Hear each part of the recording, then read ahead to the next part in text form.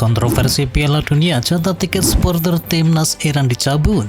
Piala Dunia 2026 belum dimulai, tetapi kontroversi sudah muncul di salah satu peserta turnamen. Timnas Iran kini menghadapi situasi yang berbeda dibandingkan dengan negara-negara lain yang tampil pada ajang 4 tahunan tersebut. Federasi Sepak Bola Iran mengungkapkan bahwa alokasi tiket resmi untuk para pendukung mereka dicabut hanya beberapa hari sebelum kompetisi dimulai. Keputusan itu memicu protes keras karena dinilai merugikan ribuan supporter yang telah menyiapkan perjalanan ke Amerika Utara. Gara-gara sebut Inggris akan kesulitan di ajang Piala Dunia, timnas Inggris diragukan menjelang tampil di Piala Dunia 2026. Tim tiga singa diprediksi akan kesulitan. Inggris tergabung dalam grup L. Di Piala Dunia 2026 kali ini, mereka bersaing dengan Kroasia, Ghana, dan juga Panama. Inggris sendiri tampil kurang meyakinkan saat melawan Selandia Baru kendati memetik kemenangan 1-0. Mantan bek Inggris Jamie Carragher mengungkapkan penilaian tersebut. Komposisi pemain tim tiga singa menjadi alasan penilaian mantan dari pemain Liverpool itu.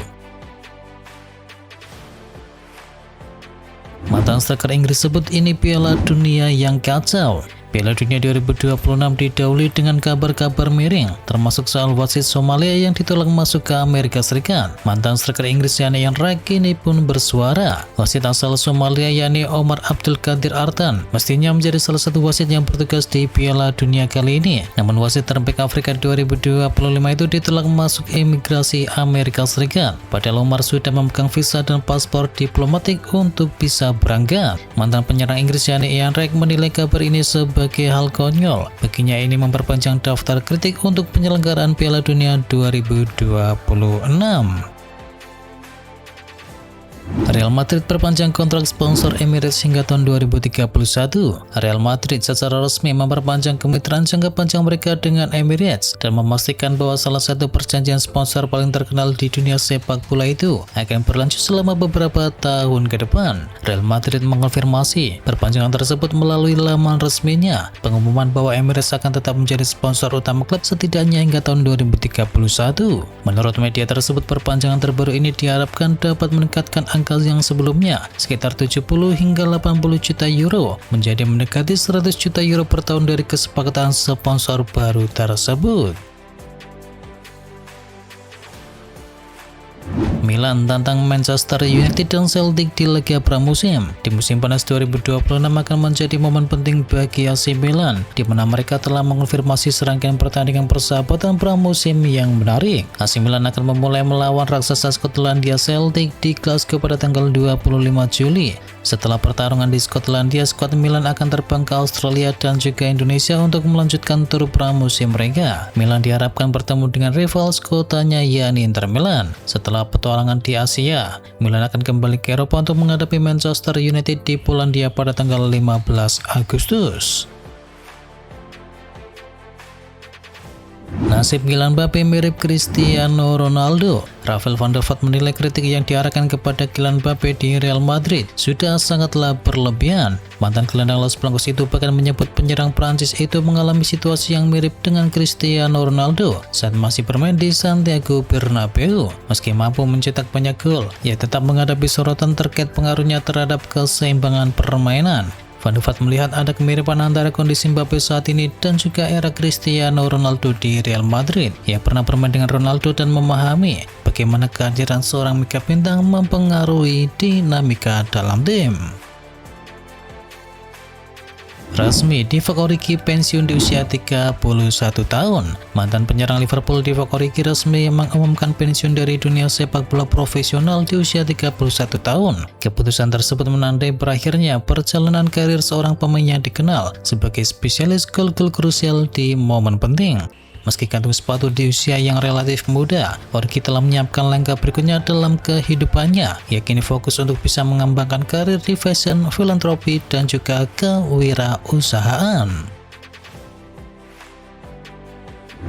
Bradley Barcola mulai ragu bertahan di PSG. Bradley Barcola dikabarkan ragu untuk bertahan di PSG setelah ia kehilangan beberapa menit bermain karena kalah saing di tim utama. Dalam beberapa bulan, Liverpool dikabarkan telah memantau perkembangan situasi ini dengan cermat, dan profil Barcola dikabarkan menarik karena kecepatannya serta kemampuannya untuk bisa melewati para bek lawan. Selain itu, ada Arsenal yang juga memantau perkembangan dari sang pemain PSG tersebut.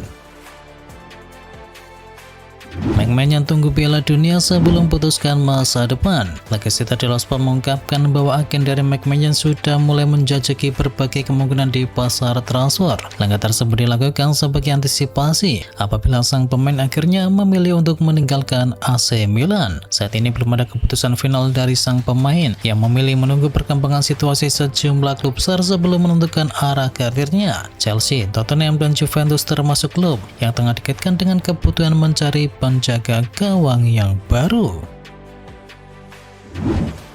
Real Madrid dan Alvaro Arbeloa resmi berpisah. Perjalanan Madrid dan juga Arbeloa resmi berakhir. Los Blancos mengucapkan terima kasih kepada pelatih 43 tahun tersebut. Madrid dan juga Arbeloa telah mencapai kesepakatan untuk mengakhiri masa jabatannya sebagai pelatih tim utama, bunyi keterangan resmi dari klub. Real Madrid mengalami pausa gelar selama periode singkat dari Arbeloa. Mantan pemain dari El Real itu juga tidak mampu mengatasi gejolak ruang ganti di dalam tim.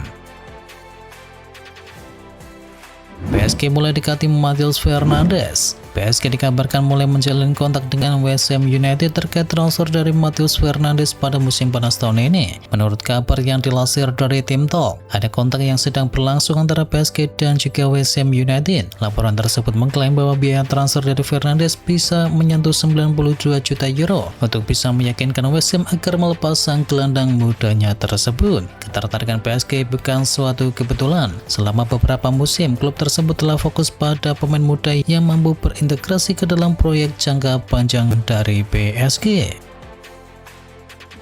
AS Roma dapatkan lampu hijau dari Greenwood. Roma tengah menyiapkan langkah besar pada bursa transfer musim panas ini dengan mengincar pemain berbakat yakni Mason Greenwood, mantan penggawa dari Manchester United yang kini bergabung untuk Olympique Marseille tersebut. Dikabarkan telah memberikan lampu hijau untuk bergabung dengan klub ibu kota Italia itu. Namun tantangan besar bagi Roma adalah menyesuaikan nilai transfer yang diminta oleh Marseille. Klub asal Prancis itu diperkirakan menginginkan biaya transfer mencapai 50 hingga 55 juta euro.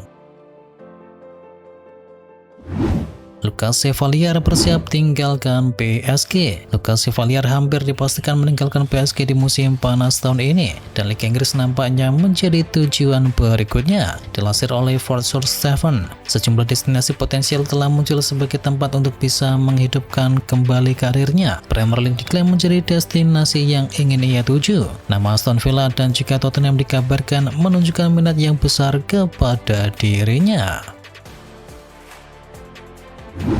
Joan Laporta kirim tangan kanan ke Como demi amankan Cesc Fabregas. Barcelona mulai menyusun peta jangka panjang untuk kursi kepelatihan mereka. Nama Cesc Fabregas kini muncul sebagai kandidat utama untuk menggantikan Hansi Flick di masa depan, tepatnya saat kontraknya berakhir di tahun 2028. Laporan dari media Spanyol yakni AS menyebutkan ada utusan yang dikirim ke Italia, yakni Alejandro Echevarria, sosok yang dikenal dekat dengan sang presiden yakni Joan Laporta, yang diberi tugas untuk menjalin komunikasi awal dengan Fabregas sebelum masa kontrak Hansi Flick berakhir. Ruben Amorim berpeluang kembali ke Liga Inggris. Mantan manajer Manchester United yakni Ruben Amorim dikabarkan akan kembali ke Liga Inggris dengan menangani satu klub di Premier League. Marco Silva telah mengakhiri masa jabatannya selama 5 tahun di Craven Cottage dan ia diperkirakan akan menggantikan Jose Mourinho di Benfica. Hal ini menyisakan kekosongan di posisi manajer Fulham, dan tim Talk melaporkan bahwa Ruben Amorim merupakan salah satu kandidat yang sedang dipertimbangkan. Fulham dikabarkan cukup ambisius dengan target manajerial mereka. Selain Amorim, laporan tersebut juga mengklaim bahwa mantan manajer Liverpool yakni Arne Slot dan mantan pelatih Tottenham yakni Thomas Frank, Kieran McKenna dari FC Stone, dan juga bos Coventry City yakni Frank Lampard juga masuk ke dalam daftar incaran mereka. Adam Wharton dibanderol mahal oleh Crystal Palace. Adam Wharton dan Crystal Palace menjadi perhatian menjelang bursa transfer musim panas. Penampilan impresif dari sang gelandang dalam 2 musim terakhir membuat sejumlah klub elit Liga Inggris tertarik mendatangkannya. Tetapi Palace dikabarkan tidak berniat melepas aset berharganya dengan harga yang murah. Menurut laporan dari The Sun, Crystal Palace mematok harga sekitar 100 juta pound sterling untuk Adam Wharton. Klub London Selatan itu diyakini kualitas sang pemain internasional Inggris tersebut sudah berada di level yang setara dengan Declan Rice maupun Elliot Anderson.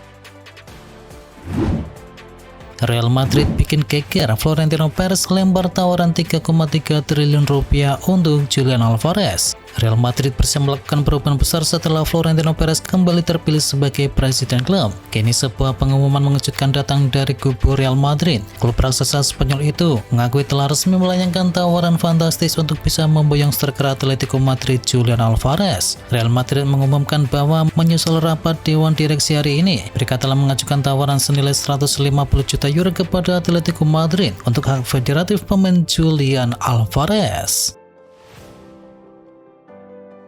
John Herman raih 2 kemenangan beruntun di FIFA Matchday. Timnas Indonesia meraih kemenangan atas timnas Mozambik di FIFA Matchday 2026.